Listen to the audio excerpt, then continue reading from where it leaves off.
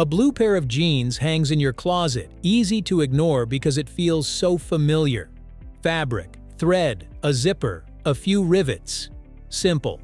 But before that pair reached a store shelf, it may have passed through cotton fields, spinning machines, dye baths, weaving rooms, sewing lines, washing drums, wastewater treatment systems, quality checks, packaging stations, and a supply chain crossing several countries.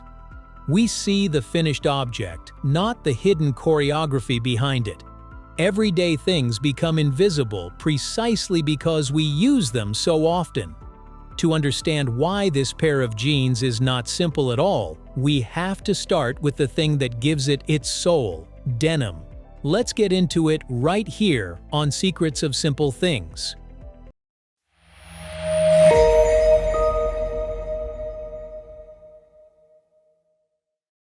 Denim is not just blue fabric. The secret of denim is not the color first, it is the weave. Most denim is made from two sets of threads crossing each other. One direction usually carries dyed blue yarn, while the other stays white or much lighter. That is why the outside of your jeans looks darker, while the inside often looks pale, almost unfinished. Even the word denim carries a small clue from the past. It is often linked to Denims, meaning from Nimes, a city in France. But the more interesting part is how the fabric behaves after you wear it. Jeans do not fade like a regular t-shirt. A t-shirt may lose color across the whole surface, slowly and evenly. Denim fades where life keeps rubbing against it. At the knees, around the pockets, along the thighs, near the hem and across the seat. The blue yarn on the surface wears down, revealing more of the lighter threads beneath.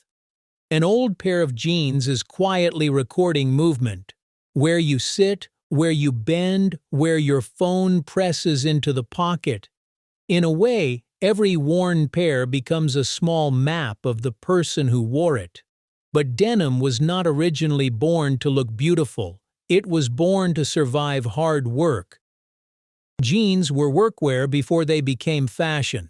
At first, jeans were made for people who worked hard with their bodies. Miners, factory workers, farmers, railroad laborers, and anyone spending long hours outdoors. They did not need pants that looked perfect on a poster. They needed pants that could survive friction, dust, sweat, bending, pulling, carrying, climbing, and being worn again the next day. One small detail helped make that possible: the rivet. In 1873, Levi Strauss and Jacob Davis received a patent for work pants reinforced with copper rivets. Those tiny metal pieces were not decorations. They were placed at stress points, especially around pocket corners, where fabric often tore first. A small piece of metal solved a practical problem: keeping pants from falling apart under pressure. That is the strange reversal at the heart of jeans. They began as a tool, then became a statement. Over time, the same toughness that made them useful also made them feel honest, rebellious, and personal. Workwear moved from mines and workshops to streets, schools, concerts, and closets around the world. But when a piece of workwear becomes something almost everyone wants to wear, a new problem appears. How do you produce enough of it, fast enough, and cheap enough? One pair of jeans comes from a giant chain. A pair of jeans may look like one object. In reality, it is the final stop of a long chain. Cotton has to be grown, harvested, cleaned, and spun into yarn. Some of that yarn is dyed deep blue. Then it is woven into denim. The fabric is inspected, cut into pieces, and sent to sewing lines, where pockets, zippers, buttons, rivets, belt loops, and panels come together. After that, the jeans may be washed, softened, faded, or shaped to create the look people expect from a pair that feels ready to wear. Only then do they move through quality checks, labeling, packaging, shipping, and retail. The buyer sees a finished pair of pants, The manufacturer sees dozens of steps that must land in the right order. A late fabric shipment can delay sewing. A dyeing problem can affect thousands of pairs. A washing mistake can turn a good product into waste. This is why many large denim producers today are powerful, because they sit inside complete production ecosystems. In some countries, weaving, dyeing, cutting, sewing, finishing, packing, and exporting happen close together. That closeness saves time, reduces transport, and makes huge orders easier to manage. In clothing, a factory is not only competing against another factory, it is competing against the entire supply chain standing behind it. This helps explain why a country that once symbolized blue jeans slowly lost much of the industry that made them. Why Made in America became hard to keep. For a long time, jeans felt almost impossible to separate from America. Blue denim, copper rivets, work boots, open roads, factory towns. But the way jeans are made changed faster than the story around them. As clothing production moved overseas, the sewing lines went first. That may sound like only one step leaving the country, but in fashion, one step can pull the whole chain with it. Denim fabric needs to be close to the people who cut it, sew it, wash it, finish it, pack it, and ship it. If fabric is woven in the United States but the jeans are assembled across the ocean, every order carries extra time, transport, coordination, and risk. So the real challenge is not simply cheaper labor, it is geography, it is scale. It is the fact that a giant production hub can move from fabric to finished jeans with fewer gaps in between. A mill can make beautiful denim, but if it sits far from the rest of the production system, it is already working uphill. This is the quiet problem behind Made in America.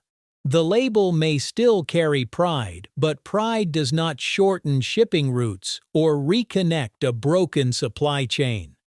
So how do the remaining American denim mills survive? Usually not by being cheaper. They survive by making things that are harder to copy. When jeans are no longer just jeans. At this point, denim becomes a technical material. One example is flame-resistant denim. It is used by people who work near real danger: oil and gas crews, electricians, utility workers, and others who may face heat, sparks, or flash fires. This is not ordinary jeans sprayed with a magic coating. In many cases, the protection is built into the chemistry of the fiber or the finishing process. When exposed to flame, the goal is to resist burning, char, and help the fire go out instead of spreading across the fabric. That changes the value of the material. A regular pair of jeans is judged by fit, color, comfort, and price. Protective denim is judged by something more serious: whether it can help reduce injury when seconds matter. Another hidden battleground is water. Dyeing fabric can be messy, and indigo-colored wastewater is not something a factory can ignore. Mills that treat water properly, control chemicals carefully, and keep their process consistent are selling fewer surprises to the brands that buy from them. Automation helps too. Modern looms run faster, and one skilled worker can supervise many at once. Technology may keep a factory alive, but it does not bring back every old job. And here is the strange twist. To sell jeans at a higher price, new technology is not always enough. Sometimes people return to very old machines. Why Selvedge denim feels premium. Selvedge denim sounds fancy, but the idea is simple.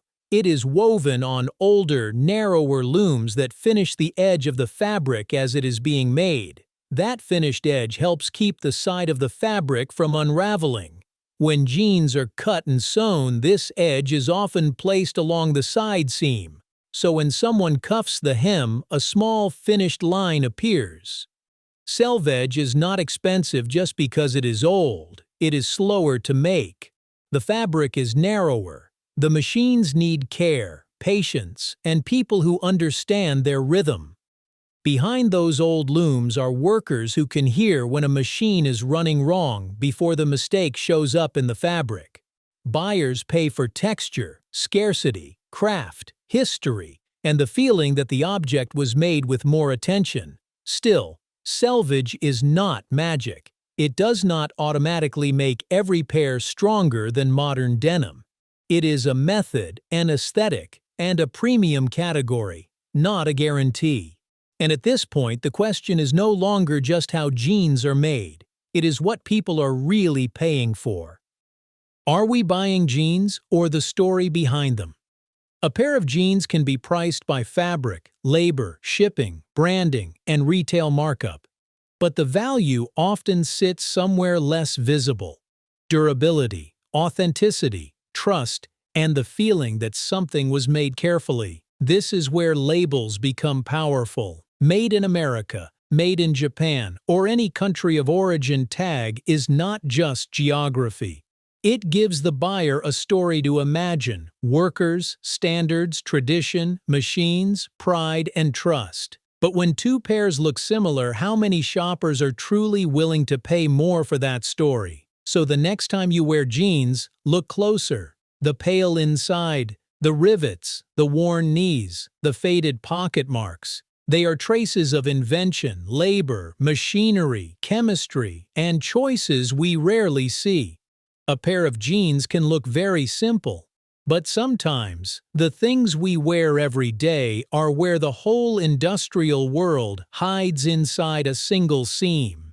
If you used to think jeans were just blue fabric stitched into pants, the real story is much bigger. What began as workwear became a global product shaped by cotton, chemistry, machines, workers, and supply chains. If you enjoy stories like this, subscribe to Secrets of Simple Things for the next one.